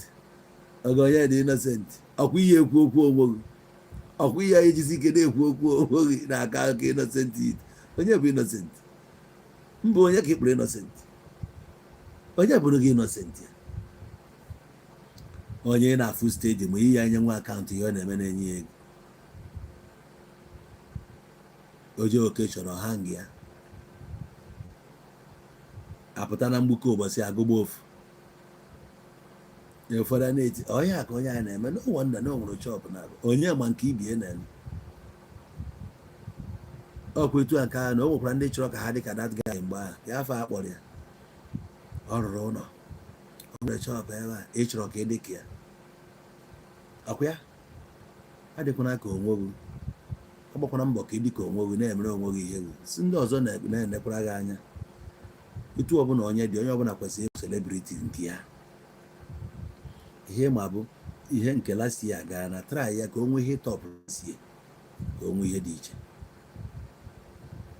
konja dị involve mana onye na-eme ya na-akachiri onwe ya bụrụ ọma ọkachie ime ịkachie ọ bụrụ ime chọọ ka nna gị kachie elu gị bụrụ akụ nna ya mba bụrụ ọma ọkachie bro zaa oke obulu ụzọ iko ya bụ ịkpa ibute ụzọ ọ bụ iko nọrọ n'azụ chọọ ndị ga-eji iko ịkachiri gị mba mebe ihe ọ bụrụ na nwaanyị ka eche ịnụ mana ị na-atụ ụjọ atụzina ụjọ ka obi nụrụ ya mara nke a n'ime ya ọ bụgodị na o mechaziri na ọwa ọkụrụ ime gị ya bụ n'ime gị ya ego ịkwụ ya na ọ bụ ihe niile ka ị ga-ege enyocha o nwere nke ị ga-eme omesịa ọkụọ mana ihe mata bụ n'ime gị ya ọ bago n'imere ya atụba ụjọ ụmụ ihe a nwee nke a ga-eme maka na ihe niile a na-eme bụ risk onwe nke ịmaga awọ atụzina ụjọ atụ n'ụjọ ife ịma bụ mee your homework ọfụma your underground check background check ihe niile ọfụma on that very person icheki si ya iwelife ndị ọzọ nyefee ya chigu n'aka nyata eke ọnọdụ ọ gazie fine ọ bụkwa na onwe onye chọrọ ka ọ hapụ ịgazi onwe onye na-ekpe ekpere ka ofe elu mana ịgbagide mbọ dịka ofe elu agụ ịkwụ ya ụwa niile ma n'ime gị ya o nwere rụchụrụ na emecha akụkpọ ya ọnwa n'ime ịghọtago ha ncha bụ life ime gị abụ n'ime gị ya ịgafego that one ịchọkwazi ime ege na ọ gaa na-atụ gị ụjọ ịma ihe o tekiri gị iji wee mịa so ọ ga-adịkwalụ gị izi onweghị ihe atụ n'ụjọ ihe ọbụla echi ime buru ụzọ kwuo n'obi gị achọrọ m ime ihe a ana ikwuo na-echi ime ya banye ozugbo ịnụ nwaanyị ka m ji bataba Nigeria in the first place enwere m nwaanyị na South Africa mụ na ya mụ nwa biri n'ụlọ a very good person manọ maka aṅaba osibe nwaanyị ụzọ nte bịa bụrụ ndị efu ka ha si eme na one day oge ekonye gị n'onu ibebe akwa na o nwere ike by then ọ dịgoro late nsị ka nstik kweto ife anwa m kwuru n'ụtụtụ mbụ before nsi na be anyị na-apụ mgbe nsi na be nna na-apụ ekwu na m ga-anụ nwaanyị na Naịjirịa a na mbọsị mụ na ya mitiri agwakwa anya si ya nne akwa ya Naịjirịa ka m ga-anụ manụkwa nwaanyị n'obodo a ọsị m ọdishọn si ya yes finally nchọkwa ị na ngwa ya si ya nna na-achọkwana m ị na ka nye nụọ nwaanyị ọsị m na nsogbu adịrọ na m gwara ya ọ dọtakwa some cash sef nye m ihetego maka ekwurekwu bụ ekwurekwu ọ na-aka mma ụba aka gị ọrụ the honest ka onye amalụ ka isi wee kwado ga-ewetago so mụ nwara na-agba mgbarakwa bịa hia ma afụkọrọkwa mgbachigakwa azụ nnatakwa ma afụrọkwa mgbachigakwa azụ emegidere m ya finally ọga ịghọtago onye ọbụla mma na ihe aka njisiri ọga onye ọbụla sị gị na ya abụghị achievement gbo ya nkịtị ihe ahụ obi gị gwara etu ahụ o si gbata gị n'obi gị mee mmụọ ahụ butere ya n'obi gị mee nye ụnyaahụ na-eme ya ihe niile ị ga-emesịkwafa ncha niile one by one onye sị gị na moto abụghị achievement onye ya ekwu okwu ahụ onye ya egotabeghị moto ị na-anụ ya nna gwa gị onye na-agbabeghị moto before bịa bụ the only person ga-asị gị na moto abụghị achievement inwego moto o nwere biznes ị ga-eluzu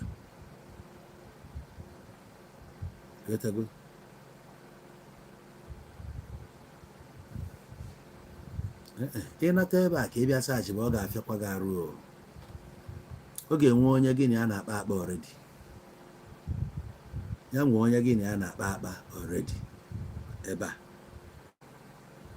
achọọlụ gị mmadụ ebe dị ka mmadụ ịtọ ịnọ ị na-akpasazi ha nkata gị na ha na-akpagodo nkata onwe ndị ịma bife ịbatazie ọbụgodo n'ime itiri online si ị na-akpagodo nkata from nkata gị na ya na-akpado mgbe ụfọdụ ha na-atend ka abụrụ ezigbo mmadụ ma gị na ya na-akpa nkata ị na-asa ike ya ịnọkata itu ofu wahala a na-eko ya ịnọkata ibo ya ofu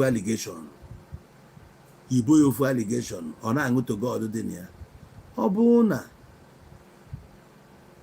nọọsụ because of ndị ya dị ona na ọ chọọzị gị gabara onwe gị esi agaba onwe gaba iche ya 1 week you not come back to you iche ya 2 weeks you no come back to 1 month you no come back to you ọ bụrụ your own Obo your own, not likely. He go call you back. Say, why is when I say I never any other more day? You might not be an ebeno. You might have 100 though. Na ani Igbo anya nwekwa ka isi ya gakata na ani Igbo ifu nwaanyị ruru 25% upe highest efu 20% mo 25 ndị nwazi na onwe bụ nwoke onwe aka ị ga-esi ya eme access megide ga access ruo 25% ọ dị possible anyị adịrọ mma mana ebe esi ya eme eke ya bụ na a na-amaji ka e wee beat cut off mark echita 25% ya weta 25 nke unu eme ka na unu beat go cut off mark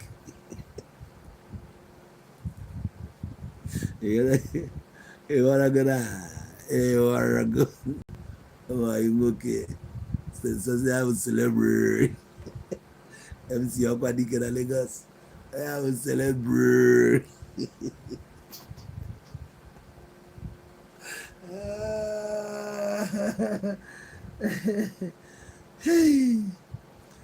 so echita 25 nke eweta nke ọ bụrụ na nke nwa na igbo ezigbo mmadụ n'ilu 30 enwere ihe ọzọ ebe a na isi unu na-abụ mekiri 55 o nwere ihe ọzọ ekwutere ya ọ bụrụ nwere 55% ahụ ojebe ego ọ dịra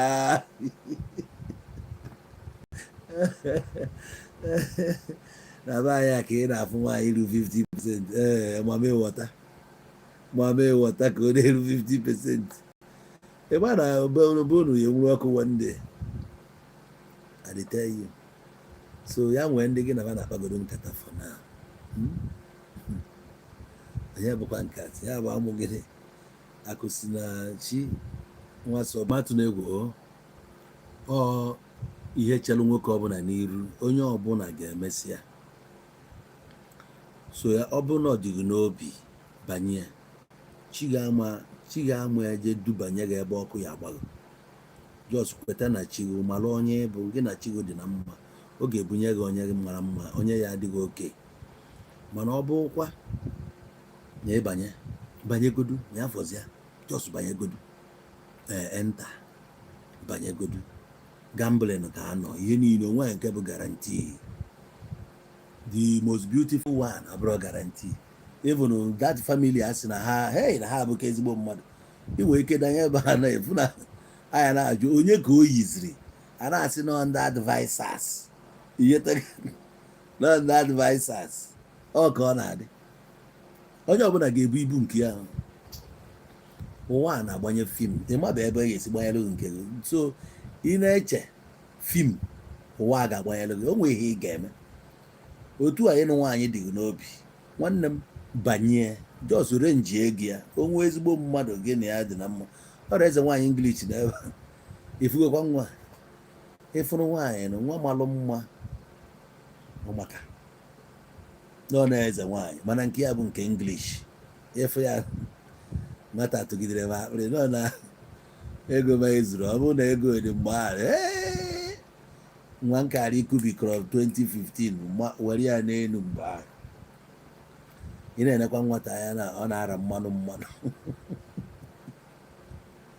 ị na-eri ya na-ara mmanụ ọ dị nwa ị ga-anụta ọ debe gị ọnọdụ respect ya gị mmalụ na nwoke deserve respect and honor yotago I tell you ọ bụrụ na ife mma kịta na mmụ ya mgbe ni this girl na mara puku ya mma na-alarụ na befa ntịrị ọkweta ya na say yes say mma eduru ụmụnna m niile ya eje ebefa okwu yes ọ na-enye anyị nri osi ebupụte n'abalị ya erie onye anyị ebe anyị ala ụtụtụ kwa osi ebupụte onye nyegide anyị nri onwe onye ga-asị ya ekwe m I tell you na maka chika m na-agwa gị nwekwe dị opportunity kịta na nwee dị opportunity onye ka m marapụrụ ya mbụ onye nke obu isi na mana ọ dịgo ka ọ ga-adịcha ka a na-eje nwere enwe echi so any man whether man or woman ife ọbụla ịma chee gị n'iru that time ọ bịara n'obi bụ the best time ahụ gaa anọ ya jọ na eche ihe na-abụ n'aka eche ihe na-abụ ịmazi ya nke ị ga-eme ọ gị mee nke a ka ọ gị mee nke a ị ga-emegide ebe ị na-eche ya ofu ara aga mgbe ahụ ọ dị bụ suspend ya ofu bido ofu chetakwa na m kwuru si every year onye ọbụla welụ something ga na-agbawa ya aka ọ datin na-agbawa aka ebe a ka ya na-ayọzi chi ọ dịka onye na-egwu mmiri aka ya adịgo weak na mmiri ahụ ị na-egwuzi ya na-eme wee tuo ofu aka ịgakọta ite isi gị na mmiri ka ikutegodo ịghọtago ka ị na-eji nọ na mmiri biudu tekwa ikunitekwa ị ga-emegide ya until imesi anya mana ọ bụrụ na ime anya niile anya fụ how gigantic the project dị how big the ife ị ga-akọmiti ebe a dị esi na ọ ga-emekwa gị ego ahụ ike ị kwesịrị iji wee mee ị na-erichara ya ị na-eri ya irigide ya one day fụ n'ọbụla ya ka m ji si ọ bụrụ na ị nwere a rich person n'akụkụ gị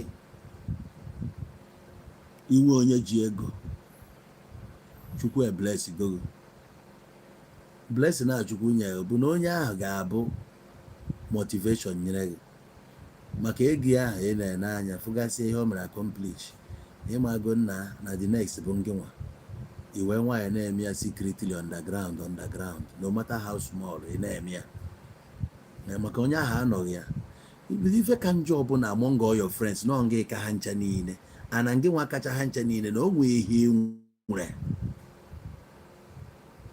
batakwa the message ị nwere 4 friends gị na fa na hang out unu na-eje agba bọọlụ unu na-eje achụkọ nwaanyị unu na-eje alakọ mmanya mana ife niile a ngị nwa king n'ime fa a na-asị king ịbụ ebe anwa onwe ihe echi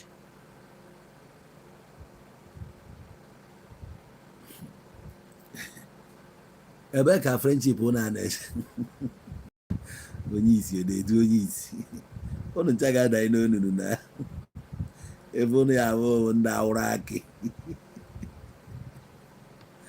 adịteghị ife ụnụ ga-abụ ụba awụrụ akị enweghị ihe inwe friends gị niile nke kasị ha mma ihe a nọ bụ anọrọ ebe a ekwu okwu Joey Zaza gwaghị ego ọ na Joey Zaza wọt gwaghị moto ogoro last week gwaghị ego ọ na ogoro ya ekwu okwu Mbappe taa na anyị igoro Real Madrid bụzi anyị taa na anyị igoro Mbappe 400 million pounds anyị igoro nke a na-akpọ figọ ihe dị mma ya bụ ịda calculate nke ndị ọzọ ụdị friend a bụ ebe e kwesịrị ịnọ ị na-edighị ya ka moto ọgba 2024 Highlander ka ọ na-agba ọma dị ihe jụọ ya ego na ọnwe onye na-ekwu okwu ije anya na akaụntụ ya fịa 1 million naira ọ ndị gị na ha na-aịzi ka ezi motivation ị ga-eji wee climb bụ ebe ahụ ịnọ ka eji motivation ebe ịkpọ ha jee ka a ga-eje ha nwa adị ya n'okpuru ọgwụ jee na nke onye ọgaranya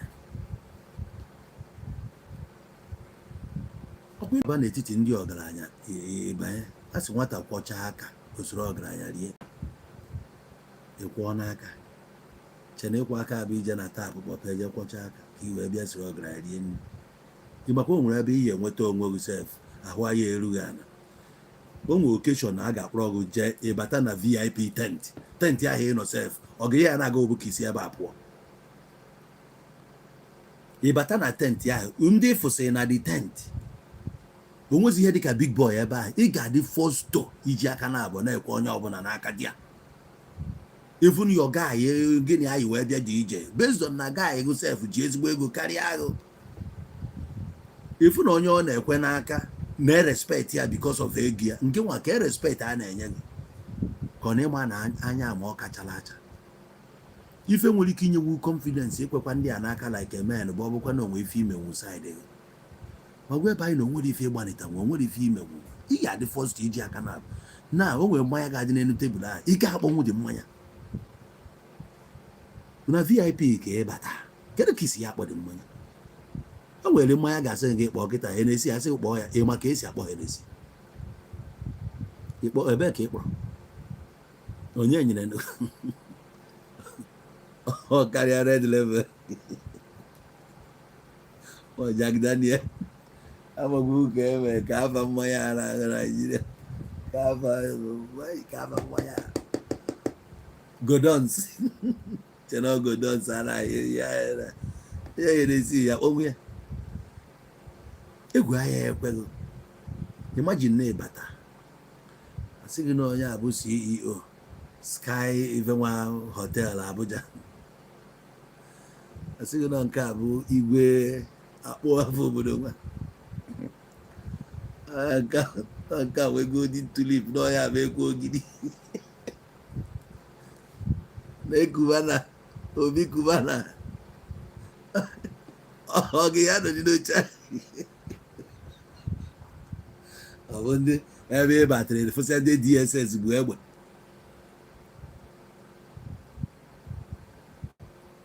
each of those dignitaries n'ebe ahụ bụsi egbe mana ịbata nwere ebe a bụ based on onye a gịnị anyị mgbazi ebe iji ikwu Obi Kubana n'aka ị ga-anwa ya kụnwe ya nna ka ihe na-emezi ihe eji anwa ifu na mmanụ go jire doo anya gịnị ya na ya doo onwe ya si ya nwoke m ka ihe na-emezi na akwa nna afọ m kọlụ last week ewe n'iwe m na-emesịa ka anyị lụọ mmanụ go na Obi Kubana ịmana ya ekwekwana ya n'aka na o wee na-eghe ha bụ na ihu ya ejikọzicha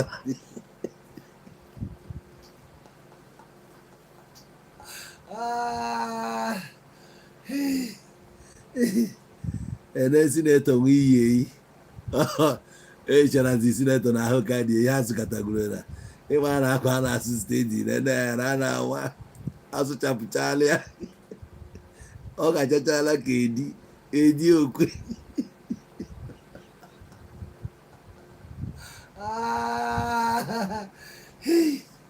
na-echu iyi n'ọkpa na-echu iyi polichi nwekwa ya polichi chi emere ya na ruchi iji wee mee ọkanga 3-4 years ago european agba na-ejiri life ị nọrọ na that place hit ga na-eme gị ọgamụwa na-agwa gị ịbata nwa ụdị ebe a hit ga na-eme and the worst thing ga-eme gị bụ na ịnọkọtasị ka ije nyụọ mamịrị onwe ebe ị ga-eje ị ga-anọ maka na ịnwa anwa si na VIP apụọ n'iro ọ ga ị ga-abata nwụzikwa ebe ahụ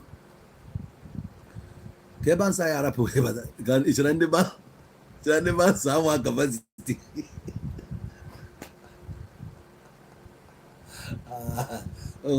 ụwa ndị mechiri mmadụ ihu n'ụwa ka ndị ba nsa taa nwoke gị nọrọ ebe a biko ịbụrụ ndị DSS ị na-elesi anya ebe na onwe adụ nke amụ dị n'iru fada afụ n'iru ya nke ị nọrọ anya were blak kpuchisi ihu hụrụ nke a na-akwụghị na-aba aha na ntị akwụghị ya ma nke eji n'aka ụmụ wọkịtọkị ya na-ekpekpe ị na-elesi efugodo ụdị egbe fabụ wee na-eche ndị a nche so efu that na enwere level to everything onye anụnwa gị na anyị na kwesịrị ịbụ a motivation to you for you to get to that top ị ga-apply discipline ọ bụrụ mgbe ọbụla akpọrọ gị oku mmanya mapụta ṅụọ mmanya oyi gaa na-ene gị anya ka ị na-eweta business ideas ka ihe na-contribute to this friendship ka ihe na-contribute onye ga-anya bụ need intelligent ma ọ na o nwere ihe ya o nwere business dị anya ga-abịa ọ sịrị na gị wee jee this business ego ya nwa na-achụ abụghị ego dị ego o nwere ike ihe abụrụ business 12 million naira ya nwa nwere ihe dịka 700 million ọ na-achụ ọ sịghị gị jee business ya ị nwere ike jee the business pụta ọ bụ 12 million naira o nwere ike ọ nara 5 million si jide nke enyi a na-akụ mana gịnị ya na ide akọta ụdị akụ ihe na ọ bụ just ka eje ṅụọ mmanya ihe ị na-akọntribute ebe bụ nwaanyị a ga-ala ala ekwute okwu nwaanyị ịnọ na ya onwe biznes ị na-eweta enwe nothing mgbe ya na onwe biznes efu ya weta ego ka eme dị biznes ma ya bụzi ya na ọ kwere eweta ọ sị ya bụrụ na biznes a ga-eme ga-amụta 500,000 n'oge eti dị ọ ya sị ngwa gị je mee na penny bụ ego nwa nke wetara onwe na what for you. So nwanne m atry na ka ime onye ọbụla impress the better than ede na onye ọbụla nọ close to you ma ife imenwu ha ma your capacity. anyị na-ekwu capacity, your brain capacity. ha ma how intelligent ede, ha makwana how mugu ede ka onye dị ụmụnne ya ama that place ị na-eme operate ihe niile na ebe a maga ọfụma ka eke isi wee pakeji onwe iru ọrụ gị na-apịacha ya apịacha ka ịrapụrụ etu anwa ife chi foto enye afọ malụkwa na ihe ọbụla dị gị n'iru bụkwa gị nwa ka ọ na-eche ya bụ na mmiri dọọlụ na-eju dọọlụ nwa nkịta onwekwa onye ga-emelụ gị ya. anyị sịkwa ọhịa a na-aya ụbọchị a ga-anata Naijiria ka ọ ga-efo gị n'anya. ihe njin aha mụ ya bụ na ị ga-emechakwa sịkwa na onowu na-ekwukwa okwu a manụ ga-abụ na ebe ọ endịrị bụ na Murtala Muhammed ọ ga-eme gị n'anya one day fia it go happen na Murtala ka ọ endịrị ebe ahụ a na-ala ndị wee cheki ụnụ out isikwara n'ime airport a na-apụta ịgacha na immigration na ndị otie ma custom sikwara na that glass pụta ebe ka ị na-eje taxi straight ebe ka ebe ị na-eje ikwuo hotel ịgwazi ya nna na hotel a ka ị na-eje ịda na ị na-ana Lagos Island ọ na ị na-ana Amuwo ọ na-ebuga ana Festac ma ọ na-ebuga ana ebe dị na Surulere ọ sịghị ụka jee n'ebe dị na ojebe ngị nwa ejebe ịbatawa na họteelụ gị ahụ ọga ifudatine na your own na o nwere plan iji nata Naijiria kọl abịa gị kpọbazie ndị nke gị iche ma abatago m Naijiria ekene dịrị Chukwu ọkpọ ụmụnne gị adịcha hapi gị na ha ekwue o nwere ihe igotalụ ha nwee nke plan igo echi ebe Lagos Island jezụba ndị ya azụ abụzi onwe gị na ọ bụrụ na o nwere ihe na-renovate na o nwere sọmesi iche igo esi na ya bata ifesie nya oduwade nọ gbadaba oduwade koka ebe bibe niile ifesie your own warrant ozugbo a ka ị na-ego ka ị na-emegwe bil ọ bụrụ na ndị ga-agbagote ha bịazie bịa afụghị ebe a ihe na-efesi bụ your own major pro onye ndị a friends ga-aga na anyị nata sikwo na-efesikwe their own warrant na their own side. nke nwunye ya nọ Naijiria na onye idiri ka ọ bịa ọ gbagoro ya flight nwunye ya baa plane bịa meet ya na ya nọrọ na hotel ka ọ wee meele nwunye ya shopping ka ya na ya kpagharịa na Lagos nwegodo obi aṅụrị before anataba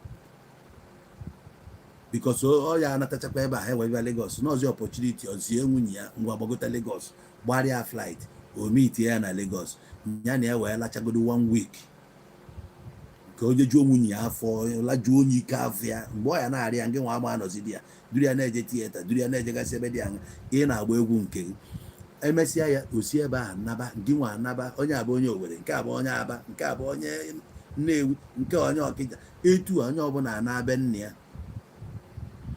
enwezie activities onye otu unu na-achọ ime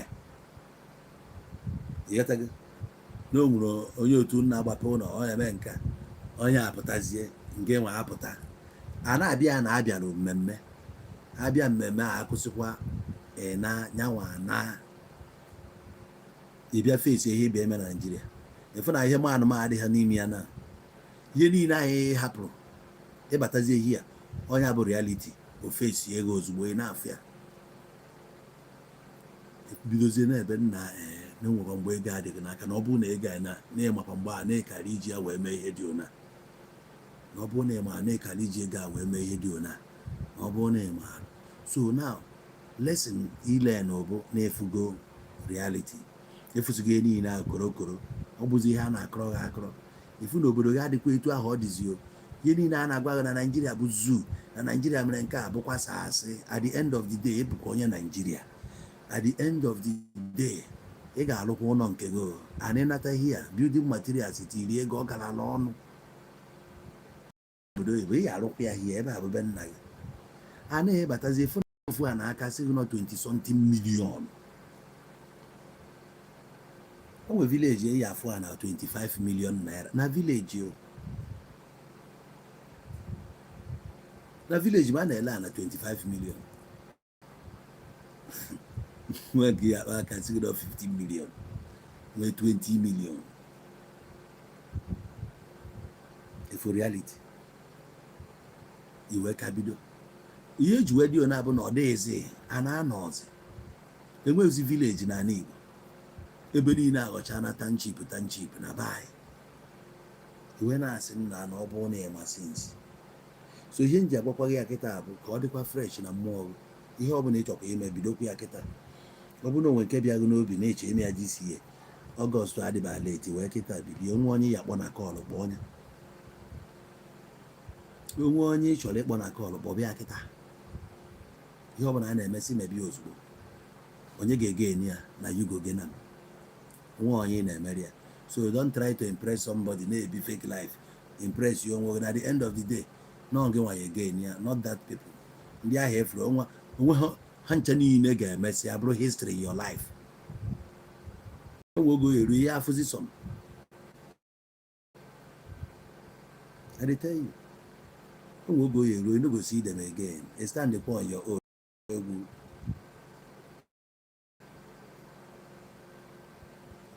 ka ava nke anwụrụ ụbọchị ya na-eme fim eke gịnị ka ya na-akpọda aga anyị nwụrụ ọkwa nọọzi ya ọ ndị na-enekwara ya anya mgbe ahụ so oke ọnwụzi ihe esozi ya wee nwụ otu ọnwụzi ihe esozi ya wee nwụ so efu na ị nidoro dị na-ene anybody anya wee na-eme ihe ọbụla ma ga-ebenefit nya ka ya abanye that's why na onwe nke imechara last year otu a nnọ kịta webe na ngotenere fon 1 million naira last year o doo m anya na nchi igo ọzọ na m ga-ego nke ka ya because na enidiri m ka m pịachi iru ọrụ m I need to buy a higher standard enwe higher definition enwe mgbe arụrụ LCD DVD alụọ LCD lụọ etu a ka esi alụ na-agbago so mmadụ kwesịrị na-epụta next year ya ka last year mma in 2 years time it try ya ka ịdị better than nke a. You are not doing it for anybody, you are doing it for yourself. Ị na upgrade onwe gị ọ bụrụ mmadụ ka ị na-emere onye chee ka akọkọba onye ma na ike friendship gị agwụgị ya o chiftuo onye ma na ọrụ na onye nọzi na ndụ ya elu esi utu ozi ya chiftuo ka hapụ ilose your focus. Those people will make you to lose focus, and you lose focus, you lost it. The same people got turn around more okay. How I got turn around more. So choose your friends wisely. Choose them wisely. If you are in the midst of rich people, or plus, or malumma, I got your motivation. Than if you are in the congregation of scoffers.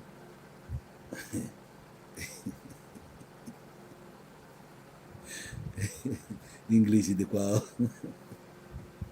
English is the qual. Hey, Nalo.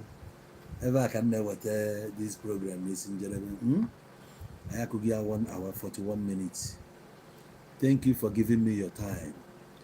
Thank you for spending this Sunday with me. I love you all. And then ndị nọ na Facebook, I hope na malụ na ndị a na-enyezi m stars. Enyego m that opportunity to receive stars.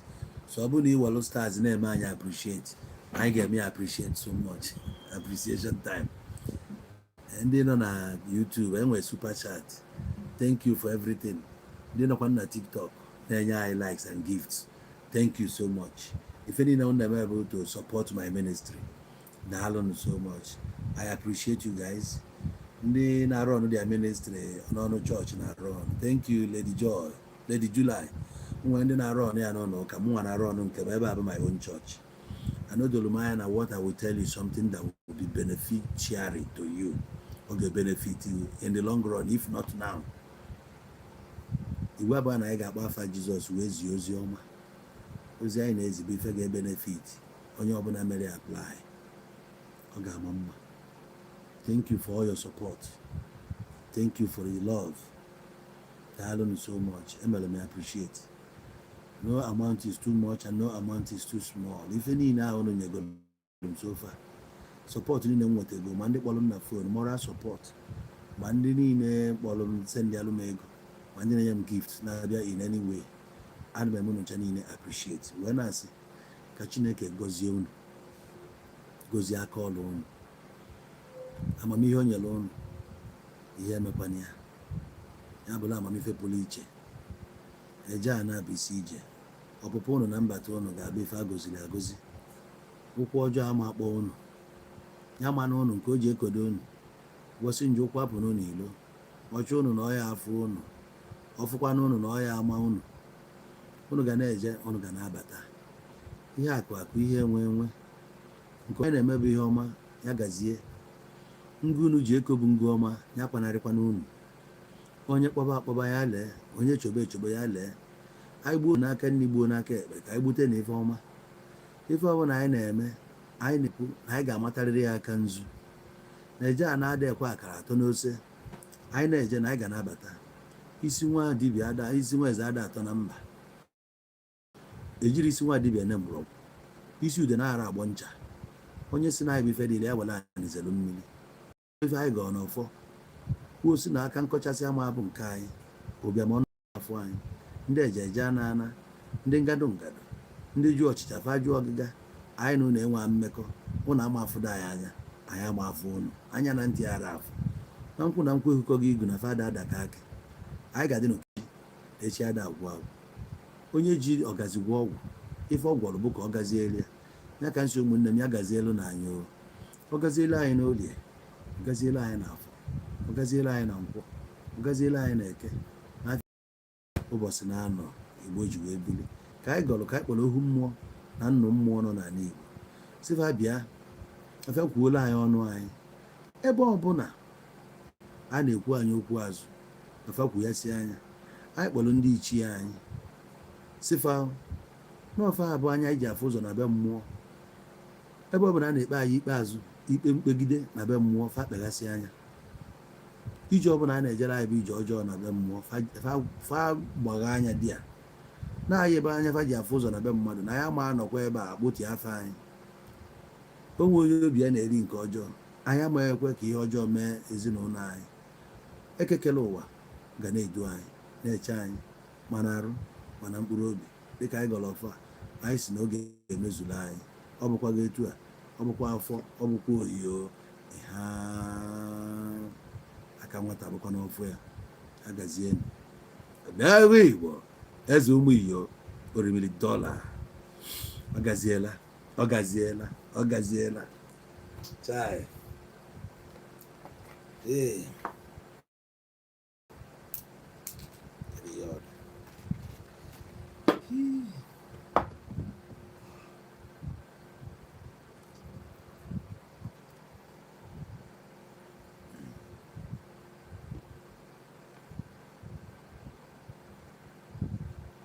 Iwe anyị ga-akpọ ịkpọ m na fon. Ọ maka m ebidobe ime matchmaking. Mgbe m nweta ụmụazị arụ dị mma, ụmụazị nwee sense. Nweta ụmụazị nwee sense, mbido mebe that matchmaking. Mmebu ụzọ mee ya interview, dị sure na ọ dịgo ready ịnụ di. Ọ bụ ha na itobitara agbọghọbịa na edigo ready. Ụfọdụ na-eme ka ha nụọ di ka ha wee gbanalụ poverty. Mana arụ ma mkpụrụ obi fefe adịba ready. So mbido matchmaking, mma ama we digo ready ịnụ di. Marry your capacity. What are you bringing to the table? I nwekwara aka ọrụ, kedu ihe ị na-eme? Kedu ihe ịma bụ ịnụ di? Kedu experience ị nwe? Mmalụ n'onye bụ mmadụ before na recommend go for anybody. Asị ozu na-amara akpụ ogene, ya na-egbe anya n'ọdụ. Ozu na-amara akpụ ogene, ọ na-egbe anya n'ọdụ. Mma enene nne gị wee mara ife ị ga-emenwu before na-asị mmadụ bịa na nwa adị m. Eyi ọka ọ dị. Daalụ. Ngwanụ. The Facebook, MSN, socket, okay. Sure. You are on YouTube, pardon.